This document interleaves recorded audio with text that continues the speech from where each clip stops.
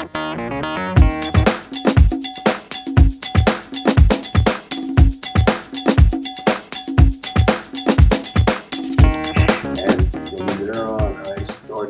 realized that this is out of my control. Somebody else is working my control stick. It ain't me at all.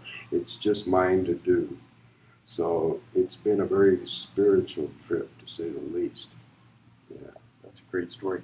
Now, you've met a lot of our famous vents from the past. Mm-hmm. Are there any stories you can share with some of the names? Like, you worked with Sherry Lewis? I was on that show with her. Mm-hmm. Yep. We just did that show. But as far as stories go, I was doing a show for 20 years. I worked 2 weeks at the Nugget near Reno, Nevada. It's a little town called Sparks.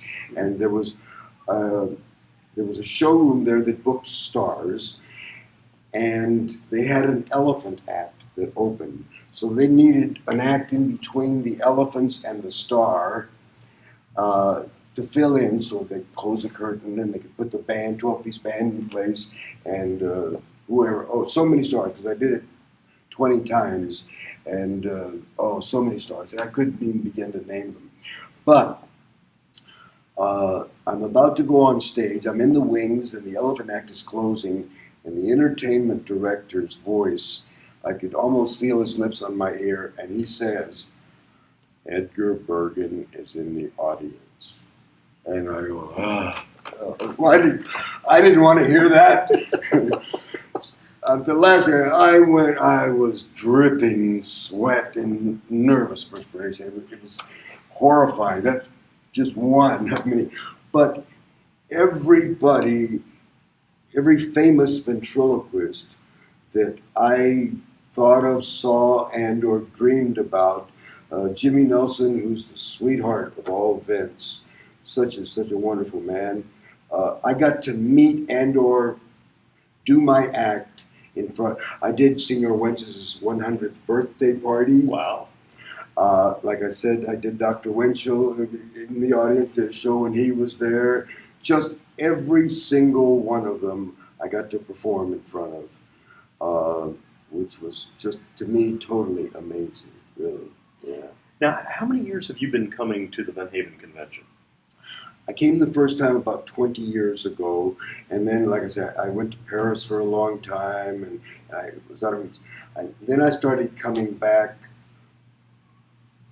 I want to say 10 years ago, and maybe 12 years ago, until I had my condition medically, physically, that I couldn't do it anymore. But I came back even with a tube, tracheal stenosis, and a tube with a little cap here for breathing. And I still got up there just to do it one more last time. But I knew that it's going to be very, very difficult for me to do it. I better find some other way of associating with it. And it turned out to be another blessing. So I've talked to a number of people who you've coached, and I know that down the road I'm definitely going to be doing something with you. But everyone who I've talked to that you've coached, they just praise what you've done for them.